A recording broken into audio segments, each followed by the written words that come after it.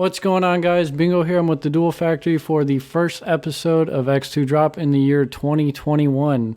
So after the calendar didn't roll over to December 32nd, 2020, we got to experience what it feels like to be out of 2020. And that's no different for the game of Yu-Gi-Oh! We have a lot to talk about and what to expect from this coming year. We've got some gripes to bitch about. Should be pretty fun. Definitely a laid back, more broad topic, but that's why we do this. It's a discussion. So a couple of the talking points I want to go into is, the basics, like the format to expect in the beginning of the year. The event types, like do we see Yu-Gi-Oh! Changing at all this year, or trying to revert back to what it was pre-COVID era, the market, and enthusiasm towards the game. So, Joe, you've had a lot of time to think about a couple of these topics, but as far as the first one, the most boring one in my opinion, the format going into this year, I mean the game looks pretty fun to play, honestly. Right now it doesn't seem like anything's too overbearing. There's some frustrations for sure, but what are your thoughts? Like, new year, we just had a ban list not that long ago. Like, how are you feeling about the game? Are you excited? Are you a little bored of it? What's up? Hashtag New Year, New Me. No, I'm just playing. It's kind of weird though, because you know how Yu-Gi-Oh! Is basically like all like combo-centric decks and stuff like that?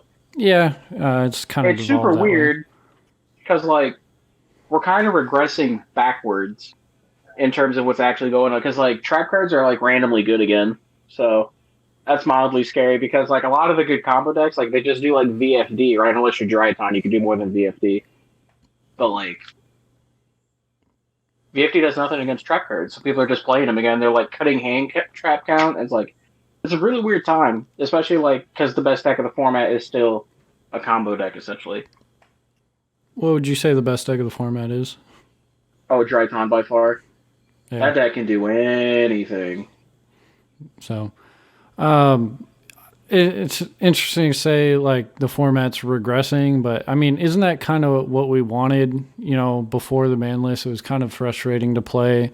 You had cards like Smoke Grenade running around, and I mean, the YouTubers seemed like excited about the game, but it's always hard to tell, So I didn't have a full pulse on the game. So you feel like it's a little bit better than it was pre-ban list, or what? I personally think it's gotten better, especially now that we're not doing like degenerate like Halka Fiber, Xeno Fiber combos like every single game, and like cards aren't getting ripped out of people's hands, right? Like we're not smoke grenading, we're not dolphining, because Inferno will just basically fell off the map after this. There have been some people playing the build that plays what's it called, the new Fan Night cards and whatnot, but other than that, it's like one of those things. It's like now we're making it to where you actually have to interact with your opponent, and like that's what the game originally was established on. So I think it's a step in the right direction. Some people don't like it because they just like the combo, like Aldo, but we're not going to get into that. My main man, the man's, who also eats well done steak, which is really weird. Shout outs to him. So if it wasn't for Brad's degeneracy earlier, I was probably gonna sit down after the podcast and actually build a deck and maybe play a game or two, but because of what's his nuts, things happen. But I am actually I'm very excited. I've been looking into the game a lot, but I'm going to need a little bit of help catching up on like the 14 million sets I've missed. So when was the last time you actually like put a deck together and played? Last time I built a deck was Access Code Talker just came out. It was a pre-release for that. That's actually hilarious. Yeah, so it was like, I think it was June, maybe May. It's a great time to play for you, though. Your favorite engine in the game is like actually playable. Yeah, so I don't think I'm going to go as far as actually buying physical cards because I don't see a point right now. I'm moving across the country in about a month and a half, so I got other shit to worry about. But oh, that's right, you are going to that one place, aren't you? Yeah. So it should be pretty fun. Locals. So I'm going to California, and locals out there assuming, they just went into another lockdown order, hooray for me. But assuming, moving into this next topic being event types, assuming Yu-Gi-Oh does try to regress to a pre-COVID era, assuming the vaccines and the people stop freaking the fuck out, locals should be pretty lit out there. There's like 7-8 round locals. So I actually will have a reason to buy the cards. But right now, I just don't see it. I would love for us to actually be able to go back to locals, especially because I just started working like in St. Louis, and there's so many like game stores in St. Louis that I could actually go, and they have like super competitive locals like you're about to have. So I would love to be able to play because all I can do is like online play and some remote dueling. But yeah, and I frankly I don't see anything bigger than a local setting being realistic until maybe the very end of the year. And that's like assuming nothing crazy happens, the vaccine is massively distributed and people can just chill the fuck out. But I could see locals opening up again. If I can go to, we're in Illinois, right? Illinois is one of the most back-asswards states ever. And yes, I know I said back-asswards as play on words. It's a fucking joke, right? But I can still go to the gym right now, and that's saying something, right? You're going to a place where there's all this physical interaction. Like locals should be a realistic possibility in the near future. So follow me here, right? What if events do open back up and we're out there, and the next thing we know, there's just like a zombie outbreak, just like in the Resident Evil games? I'm excited. Go to the regionals, bring in my gun. Zombie's not even the best deck, dude. Like, chill. It's not gonna be a big It's not the best deck, but it's gonna be dope. I'm excited. Okay, back to the topic at hand. Nah, if anything, it would be more of a I Am Legend situation.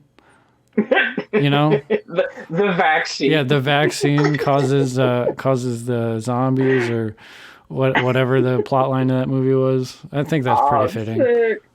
I'm sick. Yeah, so we cured cancer with 100% success rate. How do you feel? Well, everybody's dead. Well, they're gone. Yeah.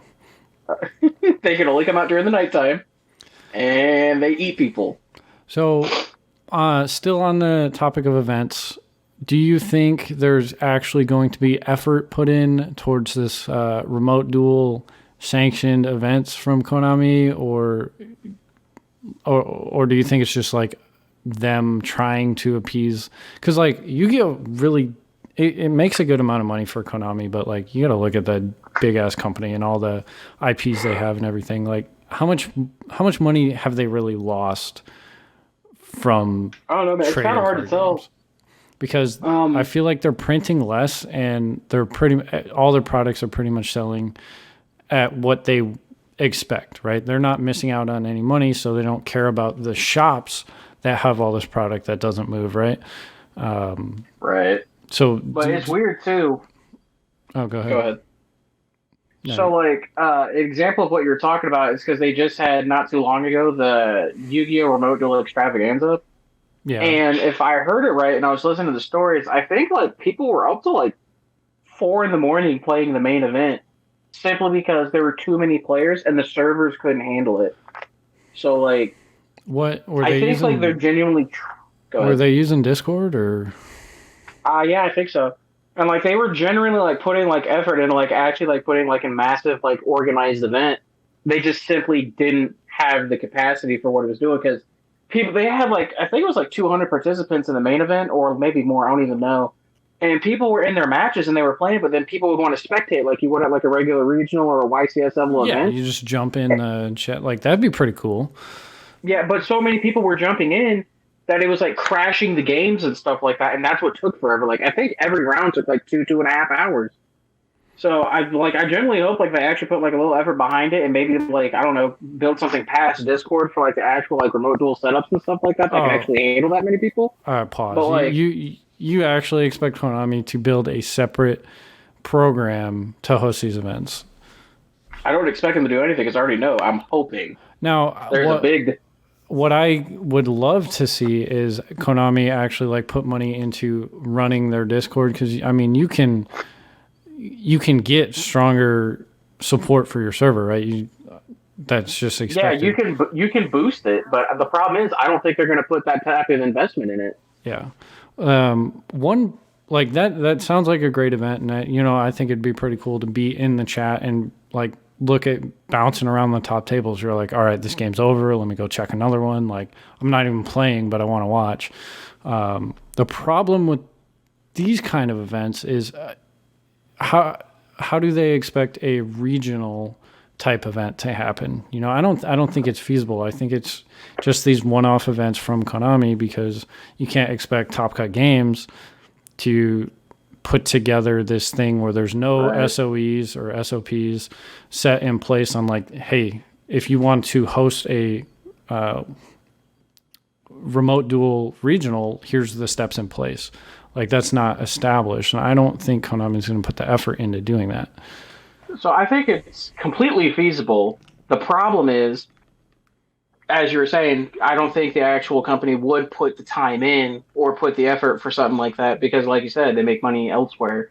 And it's like, they're not like, I don't know if they're losing anything or anything, because I don't look into that part of it. I don't want to be part of that. But I mean, it was like cool because like it was looking like it was stepping in that direction. I just don't think they have like the way to execute it like they want to, or they didn't expect like the actual volumes of people. Because it's like people are itching to play, and there's only one way to play big events right now is the remote duel setup. But for the level of events that people want to do, they're just, I don't know. Yeah, and it's just unfortunate because I've watched several official like Pokemon tournaments during the COVID time, and like they have PTCGO or Pokemon Trading Card Game Online, where there's no confusion, there's no like issues, right? You are paired on this platform to play against your opponent. Like, you don't need Discord. Like, obviously Yu-Gi-Oh is easier with person-to-person communication. So, but I've watched plenty of tournaments, and they've all went over without a hitch, because there is that secondary or that primary means to play, unlike with Yu-Gi-Oh. But I think the remote duel thing can work. I really do. It's just the effort I don't think is going to be put in to make it work. I think they're just kind of throwing this out there as like a hold on to this or try this until like COVID's over. I 100% agree with that. It also like really kind of sucks too, because I have a lot of coworkers who play Magic and stuff like that over at my news store, and we were sitting there talking about it, and they play a lot of Magic. What's it called? Arena, yeah. Our online play, yeah. And he's sitting there playing, and like their organized play is like really, really good, and he really likes it. He enjoys it, and he thinks it's a pretty good alternative to whenever if events ever do open back up for the game and stuff like that. And like Yu-Gi-Oh just simply doesn't have that. Like they just have like I did a very rushed like thrown together thing. So yeah, but like Yu-Gi-Oh is a great game. Just like Pokemon and Magic, though. You want to play with the physical card. So I actually like Remote Duel for that, because one, you have to be invested in the game to play. It's nothing's to stop a player from making like a high quality proxy, unfortunately, but like your average person's not going to do that. So you're only going to be able to play what you have, which helps support, the local businesses or whatever to get the cards. So that's cool. And I really do like the Remote Duel setup. It can get complicated with certain card effects, but you just get used to it after a while.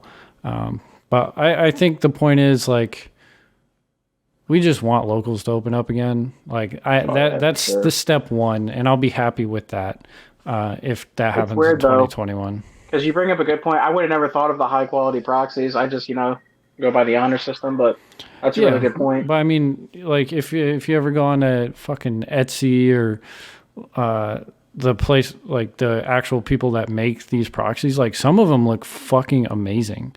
Like, oh yeah, some of them are really, really good. Like if you're holding the card, you can tell, because like it's kind of like its gloss is a little bit weird, or something just doesn't sit. Like the font is like the wrong side, like a little bit off.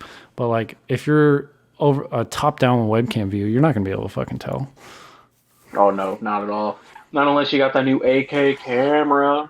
Shit, you can see fucking the virginity on his skin. Yeah, and if you're choosing to cheat, you might as well just slap on that 240p webcam and call it a day. 240p.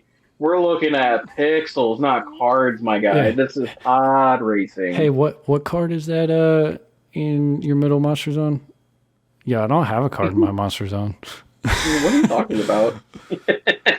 Yeah, and like I'm just thinking like, okay, you got top down view. What's the rules as far as like where your hand has to be? Because like I feel like the best, like if you wanted to make remote duels a requirement, and we'll get off this topic in a second because we've been talking about it for a while.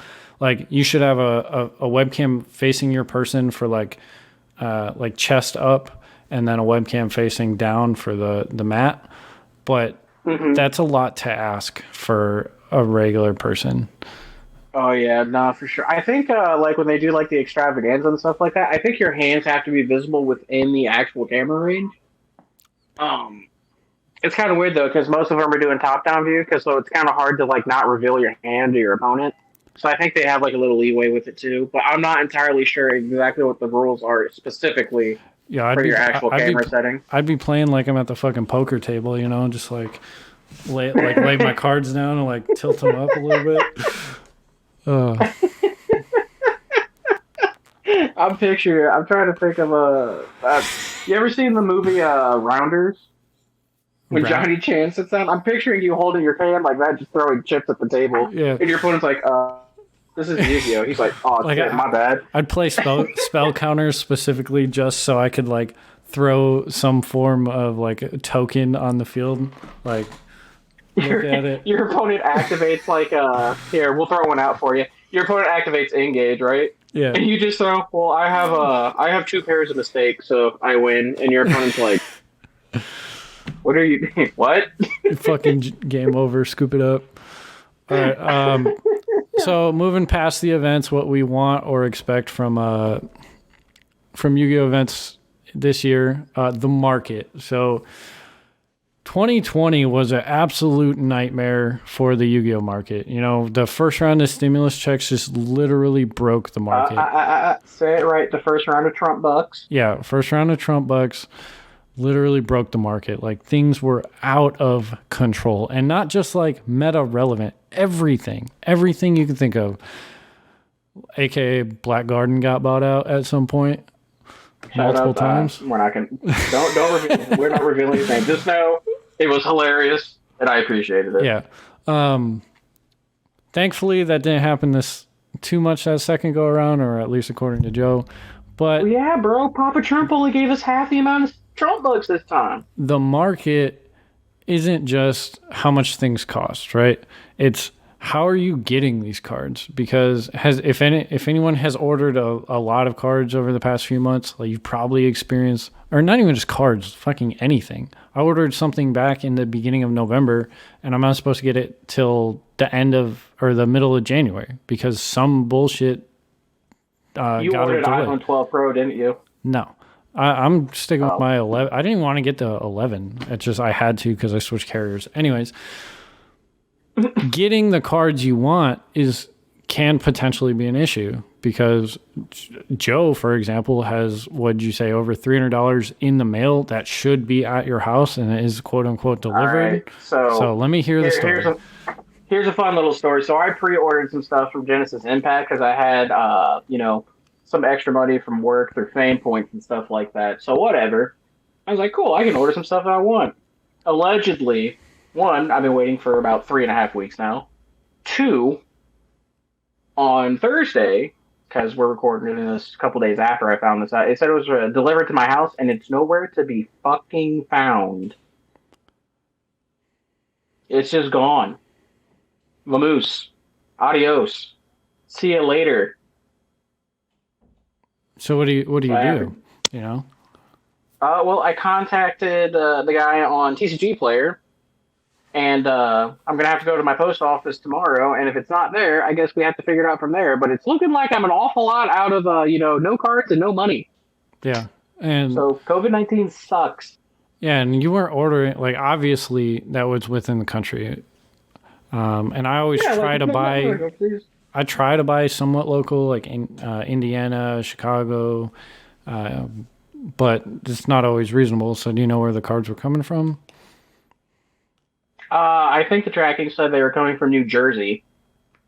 Okay. But like, one, how long ago has it been since Genesis Impact released? Like 2 weeks. Still haven't seen them, and now they're just gone. I hate fucking shipping right now. Yeah, and it's So like bad. no one's gonna look into, like, every state has a different COVID restrictions right now, as far as like everything. So if they drop it off to the post office, certain post offices are like, all right, we're not touching that for 7 days. It's going to sit in a box for 7 days because that's what the CDC says the longest the virus can live on something. So they'll just not ship it for a week. Yeah, I'm pretty positive. Like when I go to and part of my French for this one, but I'm pretty positive I'm going to go to my post office tomorrow, explain to them what happened, and they're just going to look at me and give me a smile on their face and tell me to play hide and go fuck myself. Yeah. So there's that. So there's a risk in online purchases. You can't really go in person to buy like anything but sealed product. Literally. And at this rate, there's going to be no outside of like the big game stores. There's not going to be any left. Like I've seen 3 close already since COVID started. We're literally like slowly becoming a version of The Walking Dead, and I've never been more disappointed in my life. Yeah, and not in the good way, not in the fun I get to kill zombies way. Nah, as in, no, I have to live in a world without fucking internet. Who the hell wants to do that? Yeah. Shit. So even if COVID lifts, like if I wanted to go to locals in my town right now, there's one place left, like, and that's it. And I'm pretty sure they're struggling and probably won't last too much longer. But oh yeah, definitely. However, where I live, where Missouri can't act right, they just kind of do whatever they want. So there's that. But a lot of people just don't want to go right now. But it's understandable. It's 100% understandable. And yeah, I guess. But all right, so the market's going to be crazy, and it comes down to is it worth the investment? Just like we were talking about a little bit before the podcast, like if you have the expendable income and you want to take the gamble on one, is it going to hold value till you actually get physical play out of it? Or 2, if you actually want to make some investments and like hold the line on some card values, like you can actually make a pretty penny. It might take 6 months to a year and a lot more money than you probably expect to hold the line on specific cards, but you can do it. There is money to be made. If you have it and you can sit and you can afford to sit on it, there's so much money to be made right now. Yeah, like if you had 10 grand in your pocket right now, and I just say right now, if I had 10 grand, it would not be going to fucking cardboard. Yeah, but you can turn that 10 grand into 15, 20 in the right circumstances. But I don't like playing the market. I don't like talking about making a quick buck on the game. That's not. I don't like vending. I like to get my collection. Is it because you're low-key a drug kingpin? I feel like you're a drug kingpin. Yeah, man. I'm a salesman. Oh, yeah. What are we serving? I'm just playing. All right, see me after. Bet. All right, and the last topic, we got about 6 minutes left, is enthusiasm towards the game. So I've been in this rut until about early January or early December where I just did not want to fucking touch the game. It was just, at first it was the market status because, like I said, I like to collect, I like to build up, and I like to play physical cards. So I just kind of like, I had like a month-long trip to Virginia in July. Like all those podcasts that came out, we recorded in one night. It was super fun, and they were just scheduled. So like I didn't actually talk about the game for a month, and then I came back, I saw the market, and I'm like, what the fuck is going on? And I just kind of fell off. It was actually quite hilarious. Seeing the decks that have become relevant, the ban list changes, like I'm actually really excited to get back into the game. And I'm just wondering what's the best. Like, should I just strictly fuck around playing on Dueling Book against you, Joe, or you, Doug, and Aaron, or should I actually like play in online tournaments? And if so, like, what's the payout to that? You know? So, I mean, there's a couple ways to go about it. So, me personally, if I were you in your situation, since you haven't played in a while, we can sit around on Dueling Book for a couple hours. You can fuck around and find out. You feel me? Yeah, definitely. But, but I wouldn't enter a tournament until like at least a solid couple of weeks of just fucking around. At some point, especially then this goes for everyone. If you haven't played, just try it. Yeah. Because I'm telling you right now, it's like it's really cool. The only difference is one of my favorite things is you don't have and you know if you fit this category, I'm sorry, but you don't have the sweaties putting their fingernails into your cards. What did you do?